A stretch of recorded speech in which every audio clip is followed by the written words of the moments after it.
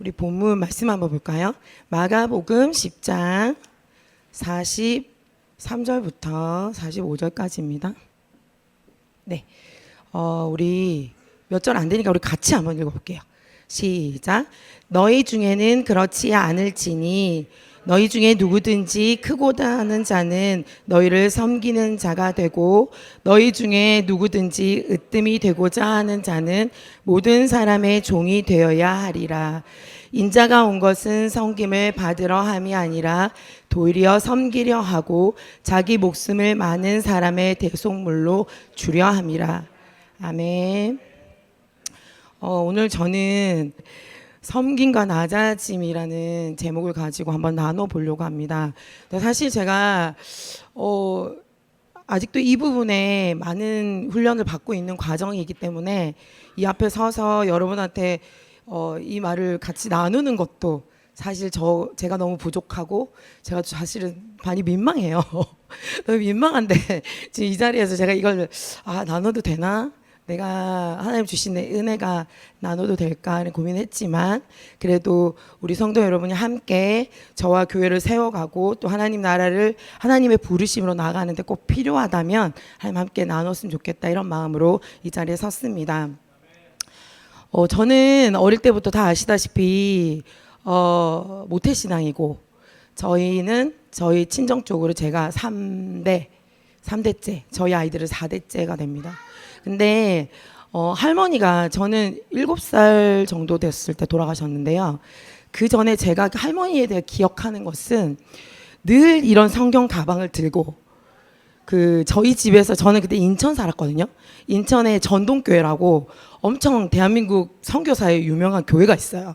지금 100 몇십 년 됐더라고요 벌써. 근데 그 교회를 우리가 섬겼어요. 근데 집이 꽤 먼 거리여서 할머니가 항상 그 버스를 타시고 그때 60 후반 70대 초반이었던 것 같은데 버스를 타시고 맨날 뭐를 들고 이렇게 교회를 가시는 거예요. 알고 봤더니 나중에 보니까 그게 뭐였냐면 성미 아세요? 우리가 밥을 할 때 예전에는 교회와 목회자를 섬기기 위해서 밥을 할 때 그 쌀을 한 숟가락씩 늘 모아요. 그래서 그걸 들고 가서 교회 하나님 앞에 드리고 헌금을 드리고 이렇게 했었거든요. 그러니까 성미를 늘 챙기시고 그리고 엄마한테 이렇게 얘기하세요. 에미야 오늘 그거 맛있더라. 그거 좀 싸다오 이렇게 하세요. 그럼 그거를 어디로 가져가셨겠어요? 목사님 갖다 드리셨겠죠. 목사님 갖다 드리고 목사님 생신날이면 그냥 우리 집이 잔치집이야. 뭔가를 막 해서 막 다 교회로 다 보내고 이렇게 하셨거든요. 근데 저희 엄마는 결혼해서 이제 할머니하고 아버지 때문에 이렇게 믿음 생활을 하셨고 그때 완전히 좀 아무 종교 없이 사시다가 오셨기 때문에 엄마는 그냥 큰 믿음은 없었던 것 같아요. 그때 당시에는. 근데 할머니가 늘 그렇게 교회를 섬기고 먼 거리지만 신방 가셔야 된다고 권사님이신데 흰머리 날리시면서 우리 할머니 되게 멋있으셨거든요. 그래서 그때 그렇게 다니셨던 모습이 저는 기억에 남는 게 그거밖에 없어요. 진짜로. 매일 교회 가셨던 거. 권사님들 모셨던 거, 목사님 섬기셨던 거. 결국은 돌아가실 때도 목사님 손잡고 그렇게 집에서 돌아가셨는데, 저희 어머니도 이제 할머니 돌아가시고 나서 약간 죽음에 대해 생각을 하셨던 것 같아요. 그래서 어머니가, 부산으로 아빠가 이제 부산 지사에 이제 발령이 나서 오시면서 교회를 이제 부산으로 옮기셨잖아요. 그래서 저희는 감리교 출신인데, 교회가 어디였냐면 집은 구서동인데, 교회는 보수동이었어요. 얼마나 먼지 혹시 아세요, 여러분? 1호선 지하철 타면 거의 끝에서 끝까지 가야 돼. 근데 그 중간에 진시장에 항상 토요일마다 꽃을 한 보따리 사세요. 그때는 본인 차가 없으니까 꽃을 늘 매주 성전에 10년을 엄마가 다 섬기셨거든요. 그걸 저희 자비량으로 하셨고 꽃꽂이를 매주 빠지지 않고 토요일마다 그 지하철을 타고 추우나 더우나 늘 섬겼던 기억이 있어요. 그리고 여전도에서 뭘 하면 전부 가서 교회 섬기고 봉사하시고 늘 뭐라고 하냐면 저희한테 너희가 하나님 앞에 크게 쓰이길 원한다 이렇게 말씀하셨었거든요. 근데 이제 어머니가 이제 돌아가시고 저도 이제 계속 믿음 생활 자연스럽게 뭐 어릴 때부터 교회에 있었고 중학교 때 이제 반주를 시작함으로써 그때 제가 기억나는 찬송가를 빠른 곡이었는데 제가 느리게 쳤어요. 몰라가지고. 그래서 막 담임 목사님 당황을 하셔가지고 어떻게 불러야 될지 모르 그랬던 기억이 나. 저의 그 제일 처음 예배 섬겼던 때거든요. 근데 그렇게 교회를 섬기면서 이제 자라왔는데 대학교 가서는 교사로 또 반주자로 성가대로 또 결혼했는데 또 결혼하니까 우리 시댁도 장로님 집안이잖아요. 또 뭐 너무 많은 거죠. 주일날 섬기고 봉사하는 일들이. 근데 그렇게 이제 아이들하고 교사로 성가대로 너무나 바쁜 일주일 중에 주일이 제일 정말 밥 먹을 시간도 없이 바쁘게 이렇게 봉사하면서 살았어요. 근데 어느 날 제 삶이 이제 힘들어지기 시작한 거예요. 아이들이 이제 큰애가 고등학교를 가고 중학교쯤 되었을 때 막내가 중학교 되고 할 때 제가 이제 탈진이 좀 오고 하던 학원에 어려움들이 찾아오기 시작하고 하나님 막 부어주셨던 게 막 그 어떤 물질적인 그 어려움들이 갑자기 막 생기기 시작하면서 제가 힘이 드니까 이 교회 봉사도 짐인 거예요. 저한테 짐이 되고 막 지쳐가는 거예요. 나는 교회에 뭔가를 하는데 교회에서 내가 얻는 것이 없는 것 같은, 예배 가운데 은혜가 없고 말씀에 내가 위로받고 힘을 얻을 수 없는 그때에 짜잔하고 나타나신 분이 우리 사모님이셨습니다. 그래서 제가 사모님 만나고 목사님 만나면서 사실은 저는 이제 작은 교회를 처음 섬겨봐요, 사실. 그래서 저 청량동에 있을 때 교회를 왔는데 그때는 이제 우리 사모님이 성도도 몇 분 없었어요, 저 있을 때는. 그래서 그때 양 집사님 오시기 전이었고 뭐 조 집사님도 오시기 전이었고 그래 뭐 딱히 크게 할 일이 없었어요. 그냥 청년들 몇 명하고 모여서 예배당 작으니까 청소하고 같이 밥 먹고 이렇게 했었거든요. 그렇게 너무 편한 거예요. 반주도 안 해도 돼, 교사도 안 해도 돼. 아, 좋구나. 이럴 때도 있구나. 이러면서 저는 무엇을 했냐면 이제 목사님 사모님 시키시는 대로 말씀과 기도에 좀 집중을 하면서 저를 회복시켜 가고 있는 중이었어요. 근데도 저는 여전히 고난 가운데 있었겠죠. 아직까지 그때는. 근데 제가 하나님의 영적인 원리를 목사님께 배우고 또 하나님 앞에 제가 기도하면서 예배하면서 은혜로 나아가면서 내가 교회에서 이때까지 했던 게 봉사구나. 제가 이렇게 말씀드리면 조금 이해가 되실지 모르겠는데 섬김이 아니고 봉사였구나. 이런 생각이 들었어요.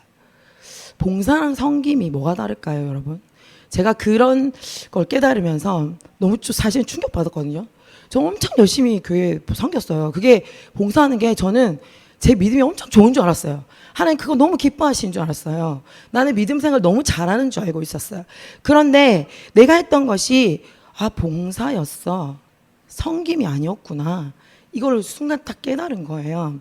봉사는 사전적 의미를 한번 찾아봤어요. 제가 국가나 사회 또는 남을 위해서 자신을 돌보지 않고 힘을 바쳐서 애쓰는 것이라고 되어 있어요. 자, 봉사는 일단 남을 위해 나의 이익을 추구하지 않죠. 그래서 나의 시간과 나의 물질과 어떤 나의 특별한 재능들을 다른 사람들을 위하여 사용하고 기부하는 의미가 조금 더 큰 것 같아요. 그래서 예를 들면 교회에서 제가 요즘 채윤이를 이렇게 피아노를 좀 가르쳐 주고 있거든요. 그런 부분은 제가 생각할 땐 봉사의 개념이 더 가까운 것 같아요. 그런데 이 부분은 믿지 않는 사람들이 더 잘해요. 돌아보면 나의 재산을 좀 돈 있는 사람들은 기부하고 나눕니다. 얼마 전에도 유명한 연예인들이 또 뭐 어느 단체에 기부했습니다. 이런 뉴스들 나오잖아요. 또 어떤 분들은 김장하러 수백 포기를 위해서 봉사하러 가고, 저희들보다 어떻게 보면 세상에 믿지 않는 사람들이 봉사라는 것은 더 잘하고 있더라고요. 그런데 그럼 내가 하는 교회 안에서 진정한 섬김은 뭘까? 그것을 제가 좀 고민을 해봤습니다. 그래서 오늘 본문 말씀에 보면 예수님이 이렇게 말씀하시죠. 인자가 온 것은 섬김을 받으러 함이 아니라 도리어 섬기려 하고 자기 목숨을 많은 사람의 대속물로 주려 합니다.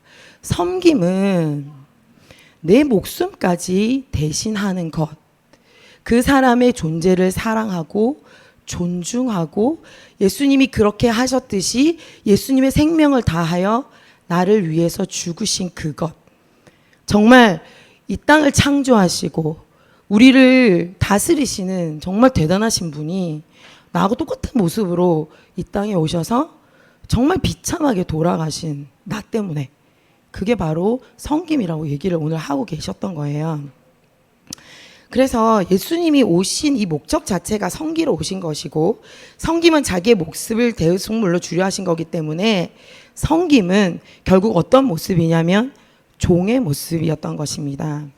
종은 주인의 뜻을 존중하고 주인의 생각을 따르고 주인에게 순종하는 것만 하면 되는 것입니다.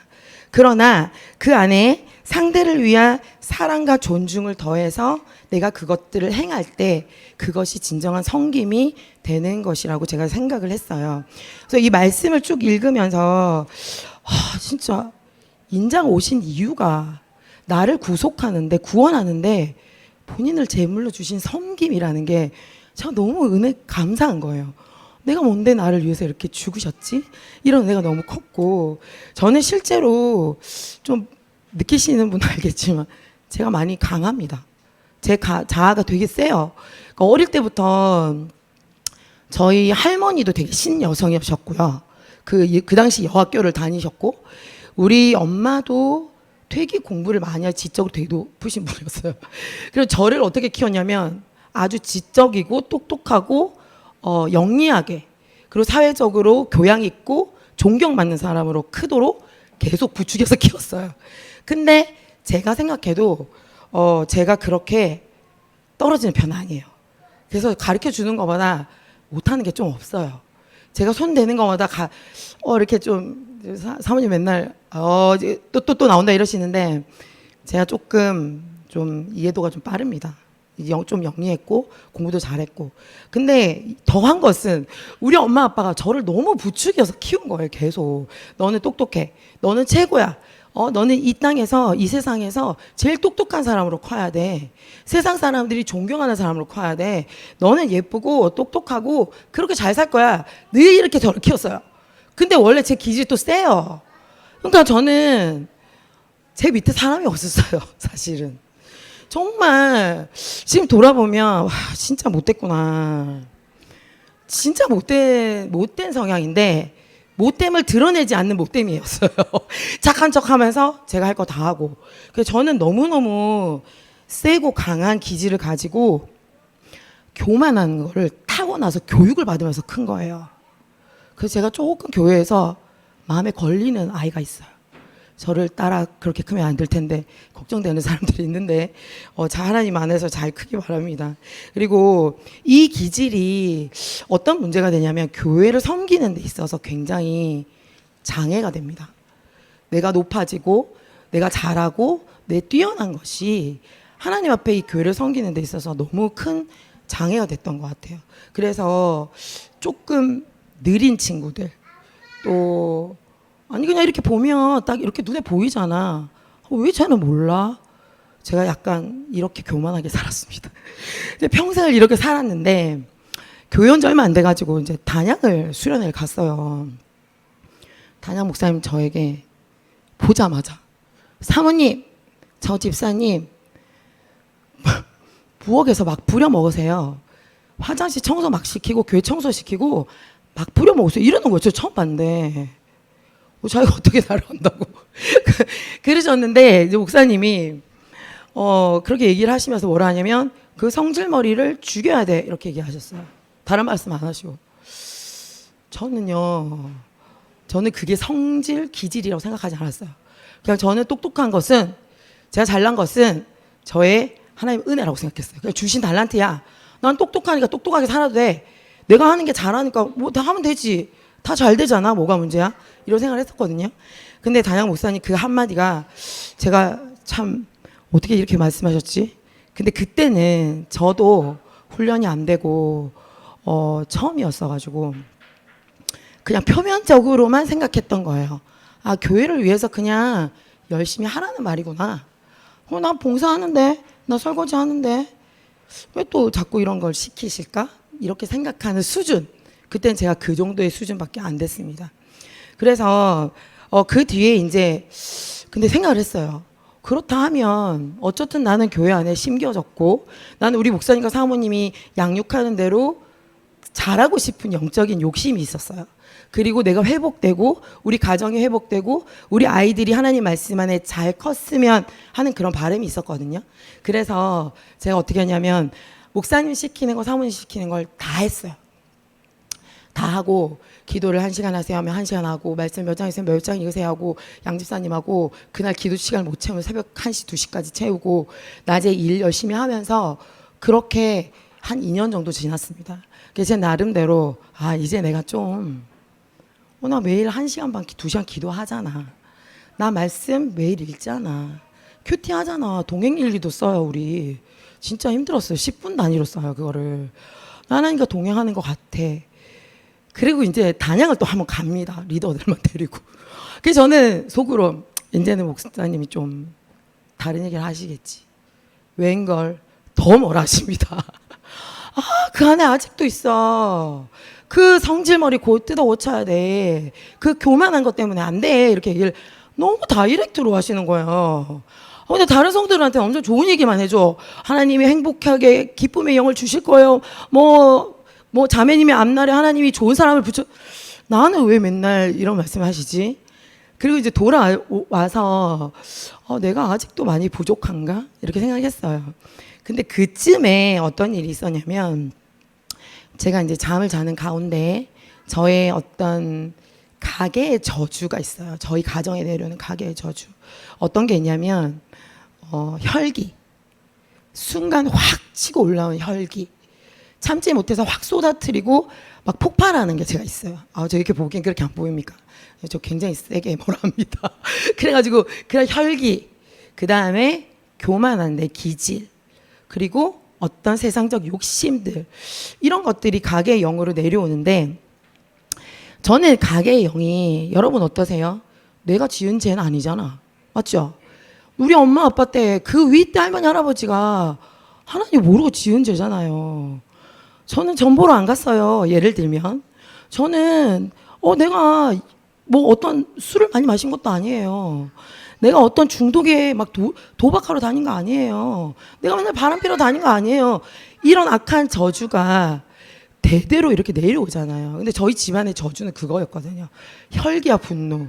근데 가만 보니까 우리 아버지가 화나면 한 번씩 진짜 온유하거든요. 진짜 젠틀해. 우리 애들이 맨날 외할아버지 매너 짱이야 막 이러는데 한 번씩 화가 나면 다 집어 던져. 그게 한 번씩 엄청나게 폭발을 해요. 근데 저도 그걸 가지고 있었거든요. 근데 저는 그게 내 죄와 연결이 되지 않았어요. 가게의 저주는 가게의 저주지. 그럼 맨날 목사님과 사모님 저보고 가게의 저주 끊어야 된대. 도대체 그 저주는 내가 한 게 아닌데 왜 나보고 자꾸 끊으라는 거야. 제가 이랬거든요. 기도를 더 하세요 더 하자는데 뭘 알아야 기도를 하지. 근데 어느 날 이 가게의 저주가 제가 자면서 꿈을 꾸거든요. 그 꿈 때문에 내 죄라는 게 확 인식이 됐어요. 그러면서 저를 돌아봤어요. 근데 우리 아버지한테 있는 모습이 저한테 있는 거예요. 우리 가게에 내려오는 그 악한 모습들이 저한테 있는 거예요. 그 제가 동일한 죄를 계속 짓고 있었던 거예요. 똑같이 분내고 애들한테 똑같이 화를 내고 우리 간이가 한 번씩 뭐라 해요. 그러니까 엄마 한 번 돌면 사람이 아니다 이렇게 말해요. 제가 그렇게 분을 냈었거든요. 근데 그런 것들을 정말 하나님 그 꿈을 꾸면서 제가 너무 과하기 때문에 여러분께 나누진 않겠습니다. 궁금하신 분들 회개 앞으로 다 나가고 싶은 분들은 개인적으로 찾아오세요. 이 저의 간증을 통해서 돌아오신 분이 몇 분 계시거든요. 그래서 어쨌든 그 꿈을 통해서 제가 가게의 저주가 내 죄라는 게 확 와닿게 됩니다. 그래서 이 가게의 저주를 끊기 위해서 엄청 열심히 기도했어요. 하나님, 내가 잘못했습니다. 내가 이 일을 하고 있습니다. 난 정말 죄인입니다, 하나님. 어떻게 이렇게 제가 죄인일 수 있죠? 난 세상에 제일 똑똑하고 제일 잘난 줄 알았는데 정말 하나님 앞에 나는 벌레도만도 못하군요. 정말 벌레가 까놓은 알보다도 못한 내 모습을 내가 보게 됐어요. 그래서 그 뒤로부터 제가 결단을 했어요. 난 이제 이 죄를 내가 미워하기로 했습니다. 죄를 끊어내되 정말 피 흘리기까지 싸우라 하잖아요. 내가 회개는 했지만 내 삶에서 돌이키지 못하면 이것은 계속적으로 내가 그 죄 안에 있는 거고 그 죄를 용납하고 끊어지지 못하는 그것들을 제가 알게 됐어요. 그래서 크게 결단을 하고 이제부터는 내가 분내지 않으리라. 아무리 수른이가 답답하게 해도 분내지 않으리라. 우리 가은이가 나를 긁어도 화내지 않고 잔소리하지 않으리라. 제가 결단했습니다. 그리고 교회 안에서 내가 성도들을 섬길 때 내가 이 부분이 답답하거나 부족해 보여도 내가 더 움직이고 내가 그것을 감싸고 안고 가야지, 이런 마음으로 제가 그 다음에 삶이 좀 많이 바뀌었어요. 근데 내가 죄인임을 알고 나니까 다른 사람한테 제가 말할 게 별로 없더라고요. 제가 똑같은 죄인인 거예요. 정말 부족한 사람이고, 예수님이 나를 위해서 그렇게 죽으셨는데 그 우리 지체를 위해서도 동일하게, 우리 성도를 위해서도, 우리 자녀를 위해서도 동일하게 죽으셨잖아요. 그래서 저는 정말 아무것도 아니더라고요. 그래서 제가 섬김의 첫 번째로 했던 것이 바로 회개하면서 하나님 앞에 내 삶을 돌이키고 내 삶의 진짜 주인을 바꾸었던 것입니다. 그래서 저는 지금도 저의 삶의 주인을 바꾸려고 애를 씁니다. 혹시 내가 바꾸지 못한 영역이 있는지, 내가 하나님 앞에 아직도 드리지 못한 나의 영역이 있는지 늘 돌아보고 기도할 때마다 하나님, 하나님이 주인 되게 해주세요. 내 언어의 주인이 주님이 되게 해주세요. 내 자녀의 주인이 하나님이 되게 해주세요. 저는 늘 계속 이렇게 애를 쓰고 싸우면서 있어요. 근데 저도 사람이라서 조금만 이 긴장을 늦추면 이 기질이 또 올라와요. 그러면 또 기도하고 하나님 앞에 또 회개하고, 그러면서 점점점 시간이 조금 흐르니까 이제는 어떻게 됐냐면 약간 그게 조절이 되기 시작했어요. 아, 내가 분내야 될 때 덜 분내고 내가 이 부분을 용납하고 이해하고 섬기면서 나아갈 수 있구나. 저 지체를, 저 성도를 내가 섬길 수 있구나. 정말 사랑하는 마음으로, 존중하는 마음으로 저 지체를 내가 섬길 수 있다고 생각하게 되었습니다.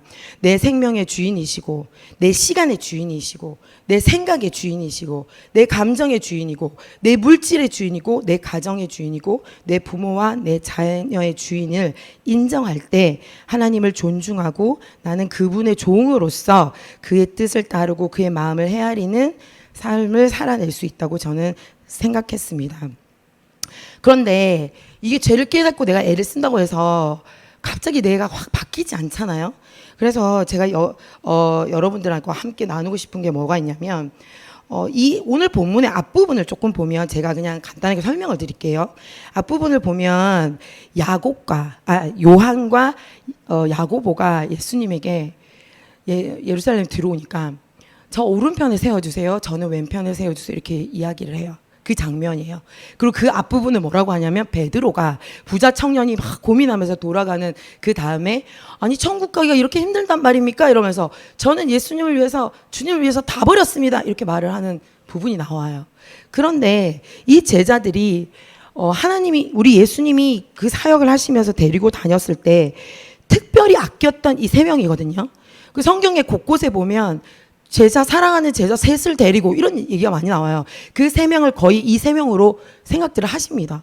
그러니까 본인들이 한 게 있으니까 저 오른쪽에 세워주세요, 왼쪽에 세워주셔. 심지어 마태복음에 보면 이들의 엄마가 나타나가지고 우리 아들을 여기 세워주세요, 저기 세워주세요. 예수님, 그들은 예수님이 어떻게 우리를 구원하고 이 민족을 회복시킬지 몰랐던 거예요. 그러나 중요한 건 본인들 입장에서 뭐였냐면 내가 주님을 위해 뭔가를 했다는 거였던 거죠. 그래서 베드로도 저는 주님을 위해서 다 버렸습니다, 떳떳하게 이렇게 말해요. 한 절이나 돼요 이게. 그런데 우리가 모든 것을 버리고 주를 따랐나이다, 이렇게 큰 소리를 쳐요. 근데 베드로가 어떻게 하죠? 여러분 다 아시잖아요. 예수님 잡혀갔을 때 나 저 사람 몰라요, 3번 부인하고 자기의 죄성을 깨닫죠. 그리고 철저하게 회개하고 돌이키면서 그가 하나님 앞에 그가 거꾸로 매달려 죽는 순교를 할 때까지 하나님의 뜻대로 그 사역을 해 나가는 것을 보면 베드로뿐만 아니라 이 제자들도 예수님의 십자가 앞에 그들의 기질과 그들의 저주들을 끊어내는 것은 쉽지 않았던 것 같아요. 그래서 저는 좀 위로가 되더라고. 제자들도 완벽한 사람 원래부터 아니었구나. 그럼 내가 이 정도는 지금 가고 있나? 이런 생각을 좀 했었어요. 그런데 저 이후에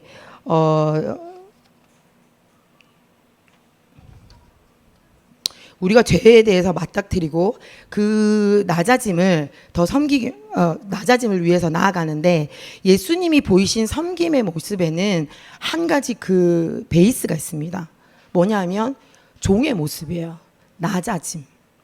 내가 철저하게 낮아지고 더 낮아져서 예수님은 우리를 대신해서 죽으시기까지, 거기서 채찍맞고 욕 듣고 모든 비난과 조롱을 하시기까지 낮아져서 나를 존중하여서, 예수님이 나를 존중하고 사랑해서 나 때문에 그렇게 하셨던 거잖아요.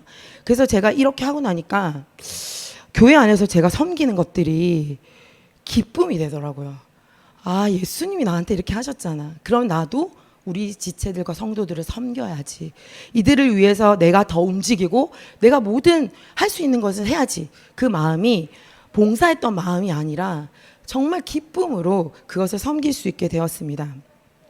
특히 제가 이제 나누고 싶은 것은, 제가 이제 저희 셀을 섬기면서 제가 처음에 제가 말씀드렸잖아요. 저는 기질이 굉장히 강하고 전형적인 B형입니다. 그래서 저는 남의 삶에 참견하고 싶지도 않고 남의 삶에 관여하고 싶지도 않고 누가 내 삶에 참여하는 것도 별로 안 반가웠던 전형적인 B형이에요. 근데 저희 집이 5명이 다 B형이거든요. 그래서 다 각자 자기 개성대로 다들 알아서 살아요. 근데 조금 제가 볼 때는 우리 남편하고 우리 시원이하고 가은이가 B인 것 같아. 좀 많이 그래요. 근데 수른이 조금 따뜻한 면이니까 B 온 것 같아요. 둘 다 B, 엄마 아빠 B니까 뭐 다 B겠죠. 근데 5명이 다 저희 B형이에요. 그래서 어쨌든 제가 말하고 싶은 건 뭐냐면, 철저히 저는 저 개인적인 삶을 살았어요. 상관하지 않고. 그런데 셀을 이제 저한테 맡기셨잖아요. 아, 진짜 처음에 너무 힘든 거예요. 아니, 이들의 삶을 내가 왜 관여를. 본인의 가게 전에 본인 끊어야지. 나도 이렇게 기도하고 나도 말씀 보고 훈련 받았는데 그럼 자기들도 그렇게 하면 끊어지겠지. 근데 나보고 그 양육을 하고 돌보라고 하셨어요. 그래서 제가 저는 교회에서 이때까지 혼자 늘 반주를 했잖아요. 찬양팀에서 반주했고 교사를 했고, 뭐 특별히 제가 누군가를 섬기거나 뭐 이렇게 그 삶에 관여해서 살아본 적이 없어요. 근데 이제 셀원들을 맡기면서 처음엔 제가 너무 힘들었거든요. 근데 이 예수님의 섬김을 제가 셀원들한테 적용하자 이렇게 결단을 했어요. 그래서 제가 저의 죄를 깨달으면서 우리 셀원들한테 그것들을 나누었어요. 그때 집 나가 있던 한 셀원이 있습니다. 그 셀원이 제가 찾아가서 저의 죄를 제가 고백하고 저의 꿈을 얘기하면서, 난 정말 죄인이다. 근데 집사님도 죄인이다. 집사님 사랑하시는 하나님을 보자. 제가 몇 번을 찾아가서 얘기를 하고 집 나간 그 집사님 돌아왔어요. 오늘 아침에도 제가 양육을 하고 왔거든요. 막 눈물 흘리면서 저희 가정에 구원을 주셔서 감사하다면서 내년엔 더 많은 것을 교회에 섬기고 싶다 이렇게 얘기를 하더라고요. 같이 울었어요, 저도. 그렇게 제가 저를 낮추고 섬겼을 때 바뀌는 셀원들을 많이 보게 됩니다. 근데 제가 이제 특별히 감사해서 지금 저는 이야기를 하는 건데, 우리 남집사님이 처음에 제가 막 셀원 맡았을 때 힘들 때 저희 셀원이었거든요. 그래서 저도 잘 못할 때였어요. 근데 힘든 시기에 본인도 힘들었는데 본인도 본인 나름의 기질이 있고 지금 끊어야 될 가게 저주가 엄청 많아요. 근데 이제 같이 이제 둘 다 초보인데 같이 밤마다 이제 거의 일주일에 한 2번, 3번을 1시까지 나눠요. 내 삶이 오늘 어땠어요? 이랬어요. 그러나 하나님 말씀대로 우리 이렇게 해봅시다. 힘들죠. 그래도 이겨냅시다. 이 얘기를 그건 1년을 한 것 같아요, 우리가. 그죠? 그렇게 해서 집 앞에서 맨날 집에 안 가고, 우리 남편이 니 도대체 어디 갔다 오니? 이러면서 1시 반인데 야, 진짜 대단하다. 야, 안 피곤하냐? 이랬었거든요. 그렇게 1년을 지냈어요. 근데 남집사님이 바뀌더라고요. 남집사님을 향한 하나님의 뜻은 뭐였냐면, 교회에 2발을 완전히 담그고 교회에 정착할 수 있게 하는 것이었어요. 그때는.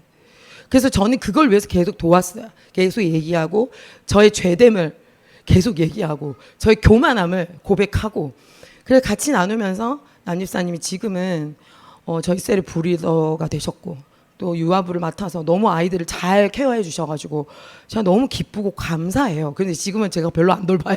알아서 이제 잘해요. 알아서 기도하고 알아서 말씀 보고 잘하고 있는데 그게 너무 감사하고, 그리고 또 우리 그 김미남 집사님은 한 6개월 집 나갔다 들어왔잖아요. 근데 그 돌아온 이후에 제가 하는 것 말하고 권면하고 할 때마다 그것을 그래도 다 받아주는 거야. 근데 우리 셀 리더가 나를 향한 사랑이 있는 걸 느껴진대요. 집사님, 목사님 시켜서 이러는 거예요. 제가 궁금해서, 진짜 궁금해서 물어본대요. 목사님 시켜서 하시는 거예요? 아니면 진짜 저에 대해서 걱정하시는 사랑하는 마음이 있는 거예요? 이렇게 물어보더라고요. 단도직입적으로 물어보대요. 그래서 사실 그때는 제가 사랑하는 마음이 있었어요. 물론 목사님 시키지. 근데 이번 주에도 보고서 적어내야 돼. 근데 이 교회 안 오면 맨날 불참. 잃어버린 영어로 내가 보고서 적어내서 되겠니? 그러면서 제가 이제 그때 이야기를 하면서 많이 다독거리고 이해해주고, 뭐 다른 건 떠나서 어쨌든 영혼으로서. 그래서 지금 오늘 아침에도 양육을 하고 왔는데, 너무 마음이 평안해지고, 이제는 잠도 잘 자고, 그리고 선율이가 그 믿음 가운데 들어왔으면 좋겠다는 그 간절함이 제가 느껴졌거든요. 그리고 그 가정의 구원을 위해서 정말 눈물 흘리며 기도하고 싶은 그 마음이 느껴졌어요. 그래서 제가 이제 일단 미남 집사님에게, 미남 집사님은 더 교회를 섬기고 교회 안에 들어와야 돼. 그러니까 우리가 청소할 때 같이 청소 못하지? 근데 그 전날이라도 괜찮아. 3층 화장실이든 2층 화장실이든 밤중에라도 괜찮아. 청소하고 가. 이렇게 해서 오늘 그렇게 미션을 줬어요. 왜냐하면 내가 교회 청소를 한번 할 때 내 마음이 교회로 10%씩 점점점 다가오는 거거든요. 우리가 함께 청소하는 시간에 오지 못한다 해도 그가 따로 이 교회에 와서 발을 밟고 금요일날 밤에 늦게 청소를 해서 제가 토요일날 또 청소를 해야 되겠지만 그래도 그가 교회를 밟고 교회의 화장실을 닦고 치우면서 하나님 앞에 내가 헌신하고 섬기는 그 훈련을 시키기 위해서 오늘 그 미션을 줬거든요. 그래서 다음 청소할 때는 금요일 예배 끝나고 밤중에 혼자 청소를 하겠대요. 하라 그랬어요. 그런데 그거를 순종하면서 따라와요. 그래서 제가 너무 감사한 거예요. 그의 삶이 바뀌고 중심이 바뀌어가는 게 느껴졌거든요. 그리고 지금 안 계시지만 우리 황면 집사님은 뒤늦게 저희 셀에 합류하셔가지고 제가 안 친했어요. 저보다 나이도 많고. 그리고 황면 집사님도. 근데 어쨌든 제가 밤에 찾아갔습니다. 11시 밤에. 12시에 찾아가서 그때 한참 힘들 때였어요. 황면 집사님 마음이 힘들 때. 제가 들어드리고 그냥 위로해드리고 그치만 집사님 하나님 바라봅시다. 나도 그랬습니다. 나도 이렇게 경제적으로 어렵고 물질적으로 어렵고 다 막혔을 때 이때가 바로 하나님을 보게 하신 때였습니다. 그래서 오늘 내가 있는 거예요. 계속 얘기하고 위로하고. 제가 그때는 그랬거든요. 근데 요새는 어떻게 하냐면 황 집사님이 거꾸로 집사님 전화 와요. 학원에 계세요? 고구마 삶아와요. 밑에서 음료수 사가지고 올라와요. 집사님 이거 드시고 하세요. 그 지나가는 길에 저를 생각해서 오히려 저를 챙겨주시는 거예요. 그거 제가 너무 감사하죠. 근데 진짜 황 집사님 힘들게 일하시잖아요. 그래서 저는 비가 오면 우리 집사님 생각을 해요. 이 비 오는 날 어떡하지? 아주 많이 오면 싫텐데 애매하게 와. 오늘 출근한 것 같은데 또 겨울에 바람이 막 불어요. 그 높은 데서 이 센 바람이 맞으면 여자가 피부가 다 트고 힘들 텐데 얼마나 힘들까? 그러면 제가 기도하고 전화하거든요. 집사님 오늘 어떠셨어요? 바람이 오늘 너무 많이 불었죠. 힘드셨죠. 그러면 집사님이 너무 고마워해줘. 괜찮아요. 집사님 저 괜찮아요. 막 이렇게 또 밝게 얘기해 주세요. 그래서 저는 너무 황 집사님 고마운 거예요. 그리고 우리 민경 씨는 제가 너무 말을 할 게 없어요. 물론 사모님이 양육하시는 부분도 있지만 민경 씨가 하나님에 대한 그 열정이 하나님 앞에 가까이 가고자 하는 그 마음이 제가 너무 느껴져요. 그래서 늘 기도하는 자리에 저와 함께하고 제가 전화해서 오늘 청소해야 되는데 시간 될까요? 아니요라고 말해본 적이 없어요. 우리 민경 성도는. 저는 그래서 우리 민경 성도가 오늘도 마찬가지. 오늘도 하영 집사님 조금 늦을 것 같아가지고 제가 전화해서 빨리 오랬거든요. 혹시 몰라서. 근데 그래도 네 빨리 가볼게요. 항상 네라고 저의 말에 순종해줘요. 그러면 제가 너무 힘이 나요. 그러면서 이 성도가 정말 하나님 1도 모르던 사람이 이 교회 들어와서 어떻게 예수님을 알고 1년 만에 저렇게 변하지? 하나님이 누구시길래 내가 찬양하는 자리에 서는 걸 저렇게 기뻐할 수가 있지? 그래서 제가 오히려 거꾸로 은혜를 받고 있거든요. 근데 우리 정호진 집사님 저 앉아 계시잖아요. 저는 정호진 집사님 처음에 오셨을 때 이게 성격이 이렇게 막 이렇게 친하게 가까이 가는 스타일이 아니어가지고 저도 좀 어렵고 근데 조금 시간이 걸려서 조금씩 알아가면서 제가 늘 기도할 때마다 저 뒤에서 저를 위해서 기도해줘요. 제가 중보기도를 앞에서 끌고 갈 때 뒤에서 저를 위해서 정말 하나님 앞에 저를 중보해주는 제 기도의 든든한 동력자거든요. 그래서 요새는 집사님하고 이제 집사님이 너무 기도를 사모하니까 저녁에 일주일에 한 2번, 이번 주는 제가 아프다고 아마 쉰 것 같아. 근데 그 2번 정도 제가 이제 계속 집에 데려다 줘요. 근데 저는 집사님 너무 미안해 하시거든요. 늦게 집사님 피곤한데 어떻게 해요? 근데 전 너무 기뻐요. 아니 우리 세런이 기도한다는데 하나님 전에 나와서 기도한다는데 그럼 내가 이걸 못하나?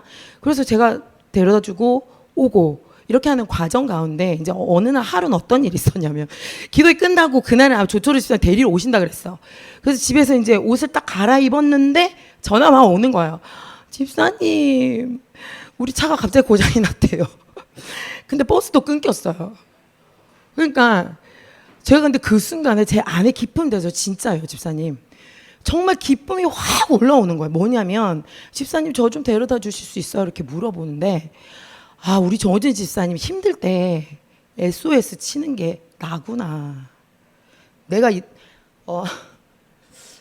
감격할 일인가 싶긴 하지만 어쨌든 저는 그 마음이 감사한 거야. 하나님 앞에. 내 세론이 나를 찾는구나. 힘들 때. 그래서 제가 갔어요. 가서 차를 빼서 데려다 주고 이제 오면서 하나님 감사합니다. 우리 세론들이 이렇게 하나님 앞에 섬기고 한 명 한 명 변해가는 모습들이 하나님 저 너무 감사합니다. 이렇게 고백했거든요. 근데 지금도 마찬가지예요. 그리고 저 새로운 저 성도님 있어요. 저를 또 훈련시키시는 분 또 한 분 계세요. 저희 세 계시는데 또 그분을 위해서 또 제가 어떻게 섬기고 기도할까 좀 고민 중에 있거든요. 사모님과 의논하면서. 근데 저는 우리 세런들을 섬기면서 예수님이 저를 사랑하는 그 마음을 제가 느낍니다. 이런 마음이겠구나. 날씨가 굳으면 굳은 것 힘든 성도가 생각나고 옛날 말에 왜 그런 부모님 있잖아요. 비가 오면 그 부채 장사하는 아들 걱정하고 더우면 우산 장사하는 자녀 걱정한다는 그런 말씀처럼 제 세런들이 이제는 저의 어떤 일부처럼 그렇게 느껴지더라고요. 그래서 그런지 모르겠지만 저희 세런들이 제 말을 좀 잘 들어줘요. 그러니까 제가 순종하고 교회 섬길 때 그들이 나를 존중해주고 저들이 나의 말을 들어주는 거를 제가 경험을 했어요. 그래서 지금도 저희 세런들에게 저는 너무 감사하고 저를 성장시키고 있는 이런 세런들이 너무 감사하고 귀합니다. 그런데 이제 조금 제가 좀 사람이 좀 돼가고 있잖아요. 근데 얼마 전에 단양 목사님 오셨잖아요. 작년 가을에. 근데 온 교인 앞에서 이번에는 또 저보고 뭐라 하셨어요. 다 아시죠? 제가 어떤 생각을 했냐면 기지를 죽이고 교회 섬기고 봉사하는 것은 섬기는 것은 나를 훈련하는 과정이구나. 전 그렇게 생각했어요. 근데 그게 부르심인지는 몰랐어요. 어떻게 그런 부르심이 있지? 배 밑창으로 사세요. 이게 부르심이야. 어떻게 배 밑창으로 나는 평생에 사는 나의 부르심이 어떻게 배 밑창일 수 있지? 제가 순간도 당황했지만 그래도 제가 좀 많이 성장했잖아요. 그동안에 하나님의 섬김을 배우고 그러면서 제가 이것을 영적인 메시지로 이제 받아들입니다. 그러면서 어떻게 했냐면 배 밑창이라는 것은 내가 더 겸손해지고 더 낮아지는 삶을 보이라. 예수님처럼. 그런 말씀이구나. 그런 말씀으로 제가 받아들였어요. 그래서 내가 살아서 주인의 뜻을 알지 못하는 어리석은 사람이 되는 것이 하나님 뜻이 아니었던 거예요. 그래서 뱀이창으로 너는 살아. 그러면 하나님 내가 뱀이창으로 어떻게 살죠? 그냥 막연하게 내가 험한 일을 하고 그건 당연히 베이스로 깔려 있는 거예요. 교회 안에 가장 굳은 일, 가장 험한 일, 남이 하기 싫은 일, 그것을 내가 하는 거는 베이스로 깔려 있는 거예요. 근데 그것을 더 은혜롭게 하기 위해서 부르심이라 하니 그럼 좀 더 깊은 뜻이 있을 거 아니에요.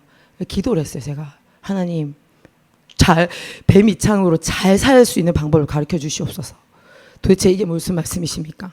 그런데 하나님 기도할 때 저에게 하나의 그 장면을 보여주셨는데 엄청나게 큰 배가 그 끝이 보이지 않는 배였어요. 저는 항상 하나님이 뭘 보여주실 때는 크기가 너무 커서 보지를 못해요. 근데 그쪽이 앞에 배의 바깥 부분이었어요. 배 밑창의 바깥 부분, 여러분 상상이 가시나요? 그 배 밑창의 바깥 부분은 파도를 가장 먼저 만나는 곳, 지나가는 바다 위에 모든 부유물을 다 떠맞는 곳, 돌이 지나가다 기스를 내건 동물이 지나가다 나를 건드리건 이 배 밑창은 이 배를 견디기 위해서 그 밑바닥에서 버티고 안전하게 견뎌야 됐던 거예요. 그걸 하나님 보여주시는 거예요. 파도가 막 치는데 제가 그 배 밑창이었습니다. 그래서 저는 부르심이 그냥 교회의 어떠한 모든 어려움들, 그리고 교회 성도들의 아픔들을 내가 다 커버하고 가야 되는구나. 그게 나의 부르심이구나. 내가 좀 표면에 상처가 나도, 내가 좀 힘들어도 그걸 감당할 수 있게끔 하나님 나를 부르셨구나. 그런데 그 일을 하려면 내가 정말 낮아져야 되겠구나. 이런 마음을 저에게 주셨습니다. 그래서 이 사명을 감당하려면 제가 완전히 모든 교만과 혈기와 모든 분냄을 버려야 되고 온유함과 사랑과 섬김으로 나갈 수 있어야 된다는 것을 하나님 기도 중에 깨닫게 하셨어요. 그래서 깨닫고 나니까 저를 뱀이창으로 불러주셔서 너무 감사해요, 하나님. 근데 저한테 너무 과해요. 너무 큰 일을 맡기셨어요. 제가 어떻게 그 고난과 역경을 혼자 이길 수 있겠습니까? 그래서 제가 할 수 없습니다. 하나님 앞에 두 손 들었습니다. 그리고 무릎 꿇고 하나님 앞에 기도했어요. 사도 바울이 로마서 5장 5절에 우리에게 주신 성령으로 말미암아 하나님의 사랑이 우리 마음에 부은 바 되어 우리가 죄인 되었을 때 그리스도의 죽으심으로 그 사랑을 확증하셨다고 하셨는데, 그럼 그 사랑은 부어질 수 있는 거였어요. 내 안에. 성도를 향한 사랑, 영혼을 향한 사랑, 교회를 향한 사랑, 그 모든 사랑을 하나님이 동일하게 내 사랑을 너한테 부어줄게. 그래, 너는 배 밑창으로 살 수 있어. 이 교회 큰 배 감당할 수 있어. 니네 교회 엄청 커질 거거든. 그러면 그 밑창 어마무시하게 컸다니까요, 여러분. 그 배 끝을 제가 보지 못했어요. 그 목사님, 사모님 그 위에서 끌고 가셨겠죠, 배를. 저는 그 밑에서 배를 지키고 있어야 되는 저의 부르심을, 하나님 그럼 그 사랑을 주세요. 내가 온유하게 하나님처럼 살게 해주세요. 그래서 날마다 제가 저의 그 육을 끊으며 기도하고 기도의 자리에 나오게 됐습니다. 사도 바울이 매일매일 나의 육신을 쳐서 복종시키라 하시잖아요. 그 말이 제가 뭔 줄 알겠는 거예요. 내가 계속 쳐서 기도하고 나의 죄와 나의 기질을 벗어버릴 때 진정한 섬김이 이 교회 안에서 나타나는구나. 저는 이제 그것을 좀 깨달았고요. 저는 사도 바울을 되게 좋아해요. 왜냐하면 신약을 물론 거의 다 썼기 때문에 우리가 익숙한 부분도 있지만 사도 바울이 원래 가지고 있었던 그 배경과 베이스는 우리가 상상하지 못하는 그 수준을 초월하는 사람이잖아요. 정말 부잣집 아들로 태어나서 유학을 가서 정말 최고의 공부를 하고 유대인 중에 최고였고 바리새인 중에 최고였고 심지어 로마 시민권이라 하면 그때 당시에는 처벌도 받지 않고 체포되지도 않는 대단한 시민권을, 권력을 가진 사람이었어요. 근데 이 사도 바울을 하나님이 만지시고 예수님이 만난 그 순간부터 사도 바울이 뭐라고 했냐면, 자기가 아는 모든 지식과 내가 아는 모든 나의 육적인 것들을 나는 배설물로 여긴다, 그렇게 고백했어요. 그래서 그 낮아짐의 모습을 사도 바울이 계속 보이는 것들을 제가 사도행전부터 계속 신약을 읽으면서 한 달 이상 사도 바울에 대해서 계속 묵상을 좀 했었거든요. 그래서 저는 이 사도 바울의 삶이 와, 정말 어떻게 이렇게 살았지? 할 정도로 정말 예수님을 보지 못했지만 사도 바울은 예수님하고 함께 사역했던 사람이 아니에요. 우리와 같이 하나님의 말씀을 가지고 믿음으로 나간, 하나님의 부르심을 가지고 정말 로마에서 순교하기까지 그 길을 갔던 그 사람이 동일한 사람이었던 거예요. 그래서 저는 너무 힘이 돼요. 사도 바울이 했던 그것들을 보면서 나의 삶이 이렇게 섬겨야 되는구나. 사도 바울이 어떻게까지 했냐면 하나님의 뜻이 아니었기 때문에 옥에 갇혔을 때 자기가 로마 시민인 걸 말하지 않았어요. 그래서 나중에 그 간수장이 놀래가지고 로마 시민 잘못 가뒀다 자기가 진짜 큰일 나거든요.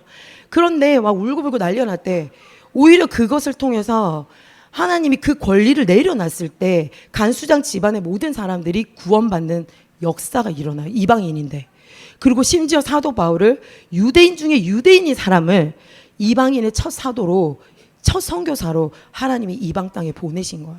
그래서 저는 그 삶을 이렇게 쭉 보면서 와, 정말 어떻게 저렇게 낮아질 수 있을까? 내가 고문당하고 두드려 맞고 돌로 맞아 죽을 뻔하고 이 상황에서 어떻게 내가 로마 시민이라는 말을 안 할 수 있지? 저는 그 부분이 너무 대단하다고 생각했는데 사도 바울은 철저히 섬기고 철저히 낮아져서 우리에게 말씀으로 계속하는 말이 낮아지세요, 낮아지세요. 그리고 섬기세요. 서로 마음을 합하세요. 이런 말들을 계속 해주고 있었습니다. 그래서 저는 살짝 지금 시간 좀 없지만 간단하게 제가 어떻게 저의 삶을 지켜가는지를 조금만 나눌게요. 저는 6시 한 20분쯤 눈을 떠요. 그냥 떠요.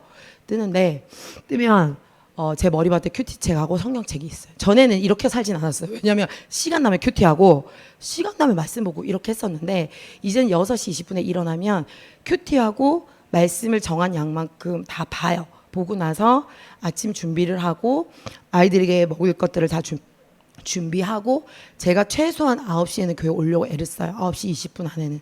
그러면 아침에 1시간 기도를 하고 제가 일을 하죠. 쭉 일을 하다가 이제 일이 끝나고 학원 일이 끝나면 일단은 교회 와서 교회에서 도울 거를 먼저 하고 뭐 쉐마의 아이들을 돕거나 뭐 부엌 일을 하거나 좀 어지러진 걸 청소하거나 또 사모님 부르셔서 저를 부르시면 제가 돕고 그렇게 하고 나면 남는 시간은 기도하려고 애를 씁니다. 근데 생각보다 우리가 시간을 예민하게 관리를 하면 하나님 주신 이 24시간을 귀하게 관리하면 기도할 시간이 생겨요. 말씀 볼 시간이 생기더라고요. 그래서 1시간, 2시간이 아니라 제가 5월 달에는 작정하고 100시간을 채워서 기도를 해봤는데 하루 6시간도 기도를 할 수 있었어요. 진짜 제가 깜짝 놀랐다니까요. 이때까지 이렇게 살 수 있었는데 내가 이렇게 못 산 거야? 저 진짜 깜짝 놀랐어요. 그럼 철회 안 해도 되는 거였는데 맨날 철회를 했네. 근데 너무 기뻤어요. 밤에 철회 안 해도 시간을 채울 수 있었어. 근데 제가 그 시간을 우선순위로 둡니다.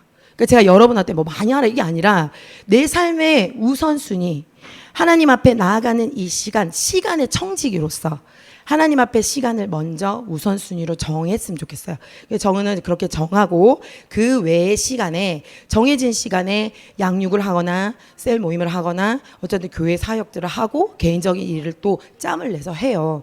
그런데 저는 어떤 우선순위를 가져와도 제가 결단한 것이 있는데 교회와 목사님, 사모님의 말씀이 가장 우선입니다. 그래서 전 어떤 일이 있었냐면 가은이를 한 번씩 제가 일주일에 2번씩 학교를 태워주는데 중간쯤 갔는데 전화가 왔어. 사모님이. 집사님 어디세요? 사모님 왜 제 필요하세요? 어제 뭐 얘기를 하셨어요. 그래서 저 세웠어요. 미안한데 지하철 타고 내려서 택시 타고 와. 그래서 제가 택시비를 주고 막 입이 이만큼 나온 거야. 아니면 빨리 말해서 내가 더 빨리 가지. 안 그러면 이제 강의 시간 늦으니까. 그래서 제가 택시비 주고 보낸 적이 있어요.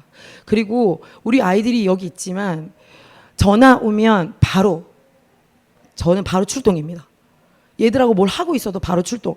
사모님 전화 오셨어. 나 가야 돼. 근데 이제 처음에는 저희 남편도 그렇고 아이들도 그렇고 서운했겠지요. 엄마가 맨날 자기들하고 안 놀아주고.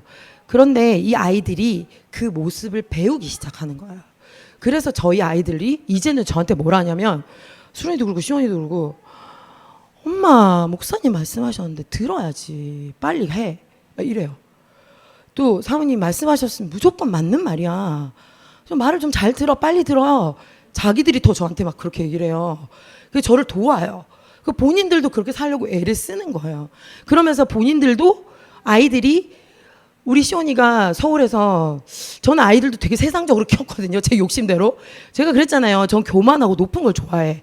그래서 쟤도 너는 공부 잘해야 돼. 좋은 대학교 가야지. 내 자식이 공부를 못하는 건 있을 수 없어. 내 자녀가 학교 못 가? 있을 수 없어. 저는 엄청나게 시켰습니다. 그리고 제가 미술을 왜 잘하냐면 하루 10시간씩 그렸어요. 고등학교, 중학교 때, 초등학교 때 이미 5시간씩 그렸어요. 저는 뭘 하나 시켜서 하면 끝을 봤거든요. 그래서 제가 어떤 마음을 가졌냐면 그래, 내가 서울에 좋은 학교 가서 한 학기 다니고 엄마 보란 듯이 자퇴하고 나올 거야. 이런 마음을 가졌대요. 엄마한테 복수하려고. 나를 너무 괴롭히니까. 그래서 늘 우울하고 하기 싫고 우리 엄마는 너무 나빠. 저랑 사이 안 좋았거든요. 근데 이 아이들이 그 삶을 정리하면서 갑자기 자기가 자퇴를 할까 생각을 했는데 엄마가 푸시를 안 하더래. 사람이 바뀌어가지고. 이제 내가 뭐 굳이 뭐 자퇴해도 의미가 없네. 그래서 한 2년을 다녔어요. 그래서 다니고 제가 그때 학교를 내려놓고 이 양산 땅에 오게 되면서 그 다음부터 교회 안에 들어와서 말씀을 듣고, 근데 조금 더 들어온 건 사실 1년 전이에요. 그게 언제냐면 제가 더 많이 깨졌을 때, 내 삶이 바뀌어서 내 자녀를 하나님 앞에 올려드리고 이 아이들을 섬겼을 때 우리 시온이가 확 바뀌었어요. 그래서 시온이가 하나님 말씀 안에 들어오고 예배 안에 눈물을 흘리고 하나님을 갈망하기 시작하는 거예요. 그래서 순이도 그렇고 둘 다 이제는 시간을 하나님께 드리고, 정해진 시간이에요. 할머니가 맛있는 거 사줄게, 와. 할머니 저 예배 있어서 못 가요. 이렇게 얘기해요. 아빠가 나랑 놀러 가자. 아빠 나 교회 가야 돼. 기도회 있어. 못 가. 아빠도 이제 약간 포기했어. 그래서 안 오는 가은이랑 둘이 놀아요. 근데 시간을 드릴 줄 알고 물질을 철저히 11조 하나님 앞에 드리고, 그리고 자기들의 삶의 중심이 하나님이 이끌어 가심을 자기들이 알기 시작하는 거예요. 내가 바뀌어서 내가 보이니까. 그래서 저는 또 한 가지의 청지기를 여러분께 제안하고 싶은 게, 자녀는 하나님이 나한테 맡기신 거잖아요. 사실은 내가 이 자녀의 삶을 좌지우지할 수 없어요. 저는 그렇게 악하게 살았기 때문에 아이들의 상처를 너무 많이 줬다니까요. 엄청 공부 많이 시켰어요. 그래서 저는 지금도 사실 여러분이 뭔가 기도를 하고 싶은데 제가 의지가 약해요. 집사님 저를 쪼아주세요. 이러면 전 쪼을 수 있어요. 저 그걸 잘하거든요. 그걸 좀 귀하게 쓸 수 있어요. 그래서 그런 부분에서 저 정말 많이 회개했어요. 아이들한테 사죄하고. 그래서 이 아이들이 점점 변하고 하나님 앞에 나아가는 것을 느낍니다. 근데 저희 셀에 다 외아들밖에 없어. 외동 딸 하나 있고. 도대체 하나님 왜 이렇게 다 모여놨는지 모르겠는데, 외아들 엄마한테 특별해요. 근데 그 아들을 하나님 앞에 우리 같이 내려줘. 저 계속 만날 때마다 얘기를 합니다, 제가. 왜냐하면 그들의 삶을, 우리는 당연히 청직이니까, 청직이고 하나님이 이 아이를 나한테 맡겼으니까 잘 키워야지. 근데 주님 안에서 잘 키워야지. 말씀으로 키우고 기도하며 키우고 이 아이들이 가지고 있는 하나님의 은사를 개발시켜주고, 이 아이들이 하나님의 기쁨이 되고 하나님의 영광이 되고 세상과 구별되어서 내가 떳떳하게 난 하나님의 자녀입니다라고 말할 수 있도록 키워야지. 내 마음대로 키우는 게 아니고, 내 통제 안에 넣는 게 아니고, 내 원하는 대로 이 아이를 키우는 게 아니고, 이렇게 키워야 되는 것을 제가 너무 뼈저리게 힘들게 겪었기 때문에 저희 세런들에게 늘 이야기를 합니다. 소용없어. 그렇게 하면 안 돼. 근데 저희 세런들이 감사하게 기쁘게 들어요. 들으면서 우리 민경쌤, 민경씨 성도, 조원진 집사님, 미남 집사 조금씩 변하고 있거든요. 자녀를 하나님께 내려놓고 있습니다. 그래서 저는 이 아이들이 저를 통해서 바뀌어가는 이 모습들, 내가 교회를 섬기고 하나님 섬길 때 이 바뀌어가는 모습들이 너무 감사했고, 이제 시간이 돼서 제가 마무리를 좀 지을게요. 제가 시간의 청지기로 살기를 결단하였고, 자녀의 청지기로 살기를 결단하였고, 무엇보다도 교회와 목사님과 사모님을 위해서 살기로, 내 하나님 나라를 위해 살기로 결단하였습니다. 그래서 이 삶은 제가 부족하지만 지금 아직도 완성형이 아니에요. 제가 어저께도 좀 욱했거든요. 근데 또 하나님 앞에 하나님 제가 또 엎어졌습니다. 막 울면서 어제 또 회개했어요. 제가 저의 마음의 주인이 주님이신데, 근데 이제 엊그저께는 이제 갑자기 얼마 만에 사모님이 기도를 갑자기 해주시더니 하나님이 이제는 그 피를 다 바꾸길 원하신대요. 이제 저는 이제 이 피를 바꾸는 작업을 할 겁니다. 가게 저주가 끊기고 하나님 원하시는 혈통으로, 하나님의 혈통으로 제가 바꾸면 그때 또 다시 나눠드릴게요.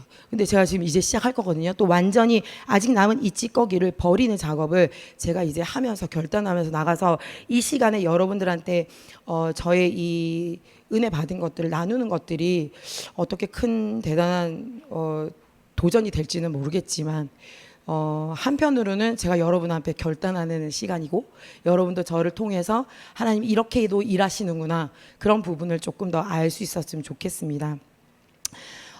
우리는 종이고 종은 자신의 것이 아무것도 없습니다. 그래도 기쁜 것은 뭐냐면 마지막에 주인이 그 싹을 계산해줘요. 그죠? 너는 오늘 1달란트 줄게, 5달란트 줄게, 10달란트 줄게 상을 주잖아요. 우리가 하나님 앞에 섰을 때 하나님이 내가 이렇게 헌신하고 섬겼을 때 하나님 앞에 섰는데 넌 뭐하고 왔니? 이러면 너는 누구니? 얼마나 부끄럽겠어요. 그런데 그 상을 주신다고 약속하셨거든요. 그래서 우리가 조금 더 교회에 헌신하고 내 삶은 하나님 앞에 드릴 때 그 상 주실 것을 바라보는 사도 바울의 그 고백처럼 내가 날마다 그 구원으로 내가 영화롭게 될 것을 바라보며 달려간다 이렇게 고백했던 그 바울의 말처럼 우리도 함께 그 상을 바라보면서 달려가는 그 성도들 됐으면 좋겠습니다. 그래서 제가 힘들 때 기도할 때 떠올린 장면이 하나 있어요. 수르쌤 한번 띄워주시겠습니까? 뭐냐면 저 발이 그 사도 바울의 다큐멘터리에 역할하신 분이 저 광야길을 저렇게 걸어가는 그 발이 나오더라고요. 근데 저 옆에 마가도 있었을 거고 바나바도 있었겠죠. 근데 저 샌들 같은 신발 한 개 신고 저 산을 사도 바울이 평생 동안 다녔던 곳에 대충 계산하면 10,000km가 넘는데요. 어떤 사람은 14,000km라고도 하고 어떤 사람은 12,000km라고도 해요. 저 신발 하나 신고 아무것도 가지지 아니하고 그들 섬기기 위해서 오직 복음과 영혼을 섬기고 하나님 나라를 섬기기 위해서 갔던 저 발을 저는 기도하면서 한 번씩 떠올립니다. 왜냐하면 내가 더 낮아지기 위해서. 사도 발보다 내가 나은 게 없기 때문에 더 낮아지기 위해서 저 발을 기억하면서 제가 기도를 하는데요. 이 시간에 우리 같이 기도할까요? 기도